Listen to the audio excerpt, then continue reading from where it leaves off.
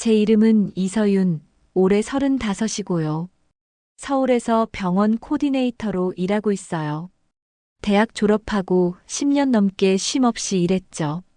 그 덕에 돈을 모아 결혼할 때 서울의 30평대 아파트 전세를 구해서 신혼생활을 할 수 있었어요. 제 남편 최정훈, 저보다 1살 연상이고 현재는 프리랜서 영상 편집자예요. 우린 6년 전에 소개팅으로 만났고 만난 지 6개월 만에 결혼했어요. 그때까지만 해도 그는 다정했고 뭔가 꿈을 향해 노력하는 사람처럼 보였어요. 수입은 일정하지 않아도 자기 일에 열정이 있다는 게 멋지다고 생각했거든요. 결혼 초에는 맞벌이니까 생활비는 반반, 큰돈은 제가 관리하자고 했어요. 남편도 흔쾌히 알겠다고 했고요. 그런데 시간이 지나면서 남편이 슬쩍 말을 바꾸더라고요. 서윤아, 나 진짜 너무 바빠서 정신이 없어. 생활비 이런 건 내가 관리할게. 너는 일만 열심히 하고 통장 비번 같은 건 나한테 맡기는 게 어떨까? 나는 엑셀 정리도 잘하잖아. 내가 열심히 기록하며 돈 관리 잘해서 돈 모아볼게. 그땐 정말 바보같이 믿었어요. 남편을 사랑했고 또 그렇게 말해주는 게 고마웠죠. 그래서 제 월급 통장도 남편이 알려준 계좌로 바꿨고 월급이 들어오면 자동이체로 그 계좌로 들어가게 해놨어요. 그렇게 3년이 지났습니다. 어느 날 진료실에서 환자 상담 중에 갑자기 핸드폰 알람이 울렸어요. 잔고 부족 알림. 이번 달엔 분명 카드값 쓸 일이 거의 없었는데 그 순간 제 머릿속에 번개처럼 스쳤어요.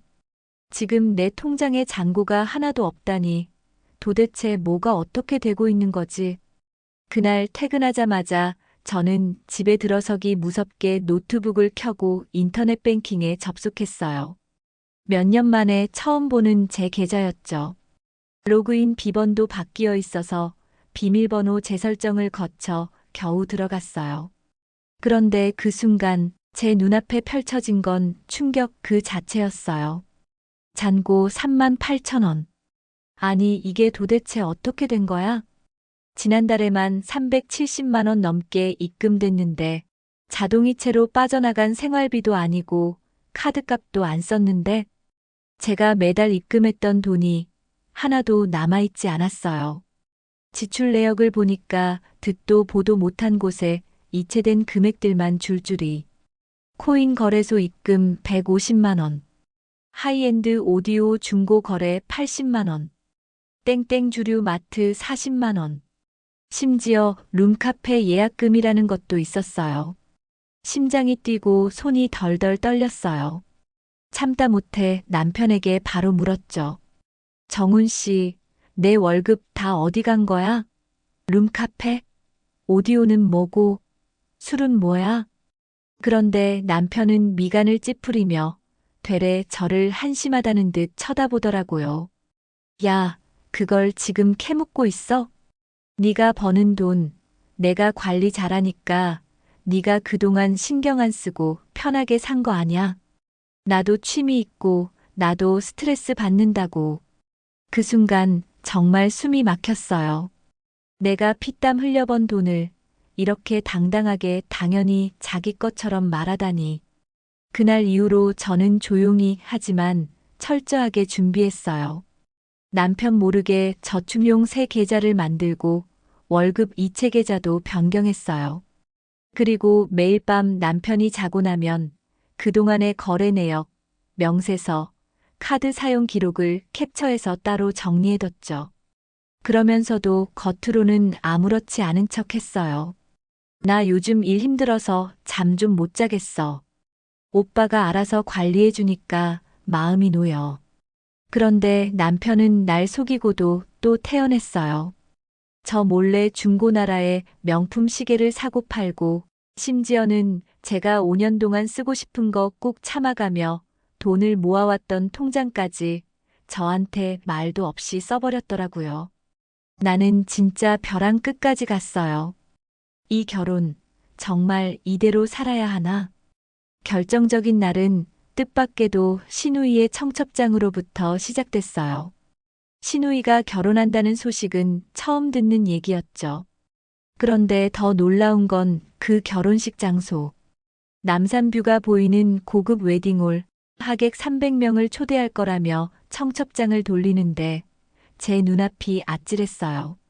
정훈 씨, 시연이 결혼식에 이 정도 스케일이면 돈 꽤 들었겠는데 그때 남편이 웃으면서 툭 내뱉었어요.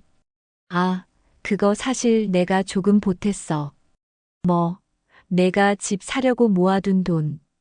그거 시연이가 결혼 때문에 울고불고 힘들어하길래 그 통장 깨서 좀 보태줬어. 순간 제 귀를 의심했어요. 뭐라고? 정훈 씨, 지금 내가 5년 동안 한 푼 한 푼 모은 그 돈을 시연이한테 줬다고? 남편은 그제야 당황했는지 말을 더듬더라고요. 아니, 그게 당장 급하다고 해서. 어차피 결혼하면 가족 되는 거잖아. 너랑 나 앞으로 또 모으면 되지. 그 순간 제가 얼마나 얼어붙었는지 모릅니다. 5년 동안 매달 150만 원씩 따박따박 적금 넣고 보너스 받을 때마다 목돈 넣어서 1억을 힘들게 모아놨는데 그걸 나한테 말도 한마디 없이 시누이 결혼에 보태줬다고 하는데 도저히 참을 수가 없었어요. 더 충격적인 건 남편이 저 몰래 매달 100만 원 정도씩 시댁에 송금하고 있었다는 사실이에요. 시어머니 병원비, 시누이 월세 보증금, 시아버지 개인 사업 실패했을 때 지원한 운영자금. 그게 다 제 이름으로 입금된 돈에서 빠져나가 있었어요. 어떻게 알았냐고요? 그날 밤 화장실에 들어간 남편의 휴대폰이 거실에 놓여 있었고 그 안에 시누이, 시어머니와의 카톡 대화가 고스란히 남아 있었거든요. 오빠, 언니한테는 절대 말하지 마세요. 우리 집에서 힘들다고 하면 또 잔소리 시작하니까요. 아이고, 고맙다. 네가 제일 효자다. 근데 시연이 결혼식 조금만 더 보태줄 수 있을까? 서윤이는 그 돈은 아직 눈치 못 챘제? 그 순간 제 심장 박동이 들릴 정도로 화가 났어요. 그깟 시계, 오디오, 룸카페가 문제가 아니었어요. 이건 배신이었어요. 내가 번 돈을 내 허락도 없이 남의 인생에 퍼주고 있었던 가족이라는 이름으로 도둑질을 정당화한 사람이 제 옆에 누워 있었던 거예요. 그날 밤 제 손엔 이혼 서류가 들려 있었고 남편은 식은땀을 뻘뻘 흘리며 저를 말리기 시작했어요. 서윤아, 나 진짜 그런 의도 아니었어. 당장 급하다고 하니까 내가 어쩔 수 없었어. 하지만 저는 말했어요. 급한 건 시댁이지, 나 아니야. 정훈 씨, 내 허락도 없이 내 인생을 뺏어갔어. 그건 도둑이야. 가족이란 이름 달고 도둑질한 거라고. 그렇게 저는 조용히 집을 나와 며칠간 친구 집에 머물면서 법률 상담을 받았고 모아온 증거 자료를 바탕으로 남편에게 특정 재산 사용권 남용으로 위자료, 재산 반환 요구 소송을 걸었어요. 처음엔 시댁 식구들이 가족끼리 그럴 수 있냐며 난리였죠. 너무 각박하다. 우리 시연이 결혼식 망치려는 거냐? 심지어 시어머니는 돈은 나중에 갚겠다고 했지만 저는 단호하게 말했어요. 내 인생을 망친 쪽이 누군데요? 갚으실 거면 법적으로 정산하세요. 그리고 결혼 이후 남편이 제 명의로 만든 적금 해지 내역, 내 통장에서 빠져나간 가족, 송금 내역, 시누이 결혼 계약서의 입금자 명단 캡처본까지 전부 증거로 제출한 결과 법원은 1억 원 상당의 금전 반환과 정서적 위자료 1,000만 원을 남편 측에 명령했어요. 그 판결문을 손에 쥐었을 때 진짜 내 인생을 되찾은 기분이 들었어요. 이후 저는 전셋집을 빼고 그 돈으로 원래 계획했던 오피스텔을 제 명의로 계약했어요. 드디어 제 이름으로 된 진짜 내 공간이 생긴 거죠. 퇴근 후 혼자 앉아 커피 한 잔 마시며 아무한테도 허락받지 않고 돈 쓸 수 있는 지금이 정말 너무나 소중하게 느껴져요. 가끔은 그 사람이 아니었으면 더 빨리 집을 샀을지도 몰라요.